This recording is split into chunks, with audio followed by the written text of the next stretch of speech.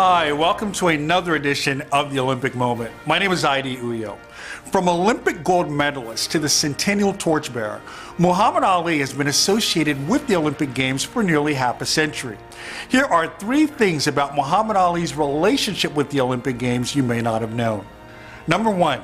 When the 18-year-old Ali, then known as Cassius Clay, returned from the 1960 Olympic Games in Rome, having won a gold medal in boxing, he continued to face discrimination in the racially segregated South.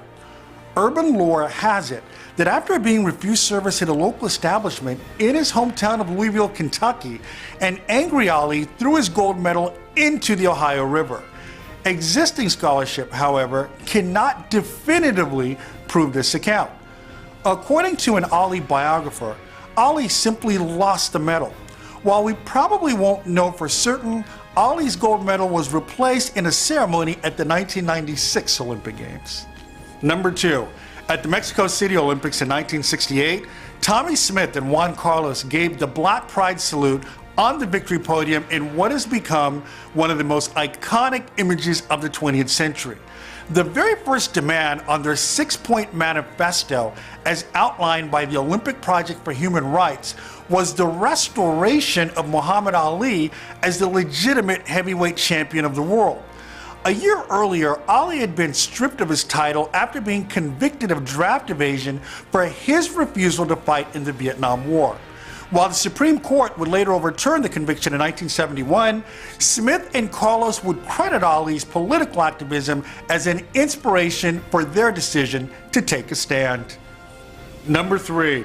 In protest of the Soviet Union's 1979 invasion of Afghanistan, American President Jimmy Carter announced the United States would boycott the 1980 Olympics scheduled for Moscow. The Carter administration tapped Ali to go to 5 influential African countries to lobby them to support the US-led boycott effort. The mission was a PR disaster. A poorly briefed Ali failed to convince the leaders of the African countries he visited of the rationale behind the boycott. By the end of the trip, it was the African countries who actually managed to convince Ali that the boycott was a bad idea, prompting the champ to say, and I quote, "If you can show me something I don't know, I want to be helped. You all have given me some questions which are good and are making me look at this thing different." Close quote. Ali's mission had failed. Ali's relationship with the Olympic Games would eventually come full circle when he was selected to light the Olympic cauldron at the 1996 Centennial Games in Atlanta. Almost 40 years after he first won gold, he provided the Games with arguably its most memorable moment.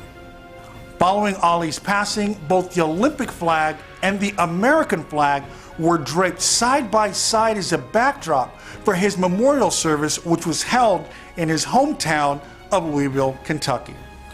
Please be sure to follow me on Twitter at @IDSports and subscribe to my YouTube channel, ID Sports.